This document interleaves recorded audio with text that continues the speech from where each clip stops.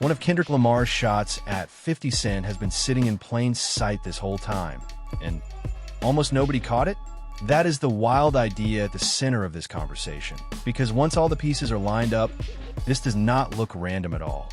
It starts with one small moment on a song, but the deeper it gets, the bigger the message seems to become. What makes this even more interesting is that Kendrick and 50 did not always seem distant. At one point, they were on solid enough terms for Kendrick to appear in Power, and that history matters here. Because when artists go from working together to sending subtle signals through music, that shift usually says more than any public argument ever could. And in this case, the clues do not point to a loud war. They point to something quieter, sharper, and a lot more calculated. The relationship between Kendrick Lamar and 50 Cent has started to feel increasingly complicated. Publicly, both are seen as giants when it comes to rap conflict. Both carry that reputation of being dangerous opponents, the kind of names people do not want trouble with. But the image people have of them as two untouchable masters of beef does not fully explain what has been happening lately. As 50 Cent has leaned more and more into trolling online, his support for Drake has also become harder to ignore. He appeared to back Drake during the feud, and his public posture has seemed more and more at odds with what Kendrick stands for. That tension has been brewing for a while, even if it has not always been stated directly. There was even that Grammys moment when Trevor Noah brought up the comparison right in front of Kendrick, and Kendrick did not look entertained at all. That alone did not prove anything. But it added to the sense that the distance between Kendrick and 50 is real.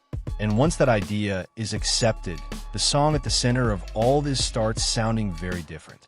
The track that opens this whole theory up is Kendrick's uncredited appearance on Baby Keem's album, specifically on House Money.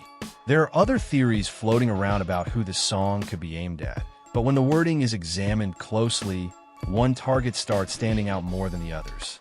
That matters because Kendrick is not treated like an artist who throws words around carelessly. He is the same artist who has made listeners believe every detail is chosen on purpose. So when he uses a specific phrase in a specific way, it invites a closer look.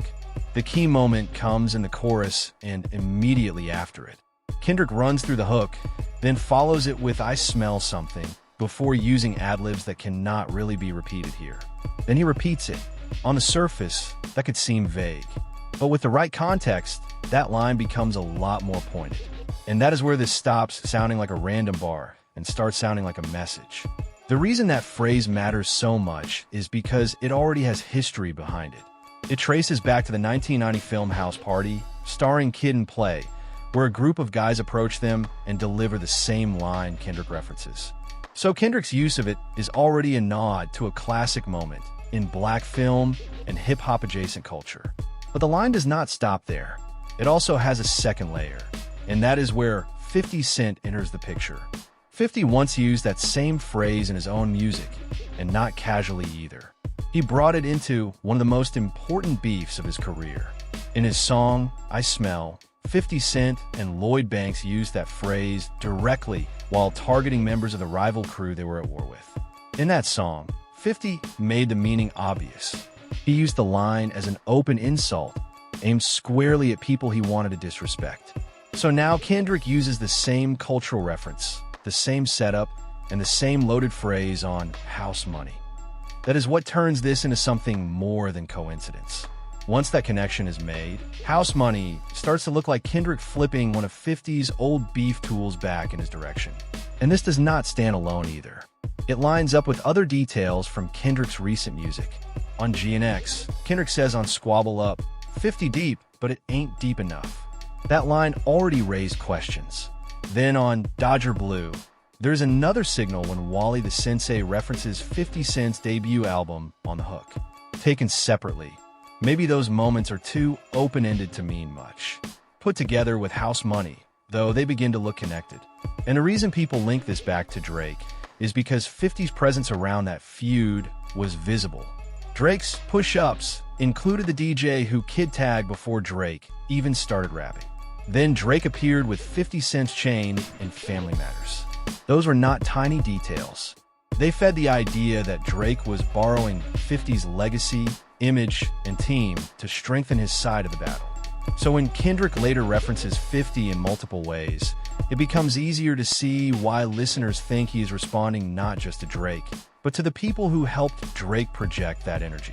That is what makes this so fascinating. Two of the most dominant competitive figures from different rap eras are no longer moving in alignment, and the split actually makes sense when everything is laid side by side. Kendrick appears to be signaling disappointment, not just with 50 personally, but with what he has come to symbolize in this period of hip-hop. Between the repeated references on G and X, the house money phrase, the public support 50 gave Drake, and the way 50 is spoken on Kendrick, this no longer feels like a reach. It feels like Kendrick sending the loudest subtle message he is ever likely to send. A message hidden inside a Baby Keem record that may keep playing all year, while most people miss what is buried in it. And maybe that is the smartest part of all. Kendrick does not seem interested in giving 50 a spectacle. He seems more interested in making the point, letting it sit there, and trusting that the people paying attention will catch it.